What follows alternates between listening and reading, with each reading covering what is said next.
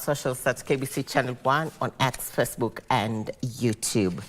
On to other developments tonight. Human rights activist Boniface Mwangi and Ugandan journalist activist, if you like, Agather Atuhaire, want action taken against Tanzanian police who say they subjected them to torture and other human rights violations following their detention. Now, the duo recounted in graphical detail their days in incarceration, with Mwangi saying that he was forced to strip and was sexually assaulted. They now want the police officers involved in their torture arrested and prosecuted. What was meant to be a trip to attend a court hearing of Tanzanian opposition leader Tundu Lissu, who was facing treason charges. Then they took us to a building.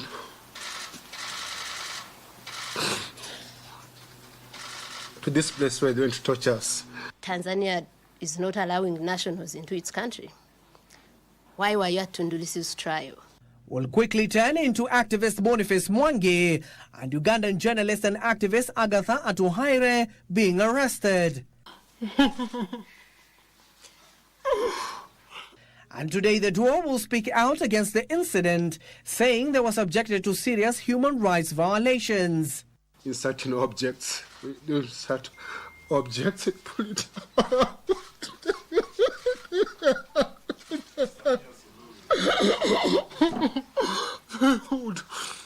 You don't know what's happening. You don't know what's in front of you in your, complete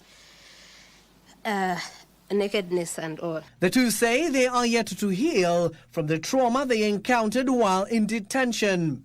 And they told me to strip naked. And I stripped naked. When I stripped naked, they removed my handcuffs.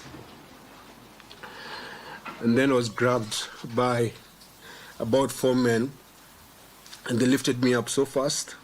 The day I had dreaded, that I had known would come someday, was coming in Tanzania, where I hadn't done absolutely anything, not even go on the street to protest, which is also right, but... Revealing details of their incarceration, Mwangi and Agatha shared their traumatic experiences in Dar es Salaam.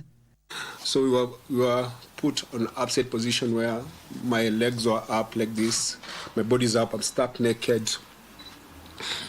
And then they started beating my feet. So they would beat me and massage my feet.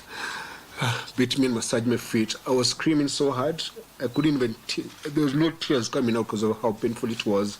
The public officials were not afraid at all of being the ones to call thugs, to send us to thugs to do what they did to us.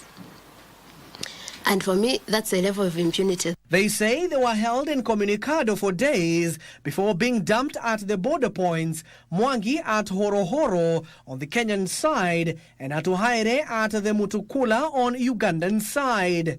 I did not give them my phone. I didn't even have a phone at that particular moment, but they said that they're going to teach me a lesson I'll never forget. At that session is where they said they're going to rape Agatha. That guy called my phone and said she's going to rape Agatha. It had already been clear these are not people who have come to talk to you for a conversation where you can even beg or whatever. No, they had come with one instruction: inflict as much pain as you can. The activists have now vowed to take legal action against the Tanzanian security officers. Boniface Mwangi and Agatha left their respective countries on May 18, 2025 in a bid to support Tundu Lissu, who is facing treason charges. Abdiaziz Hashim for Prime Edition.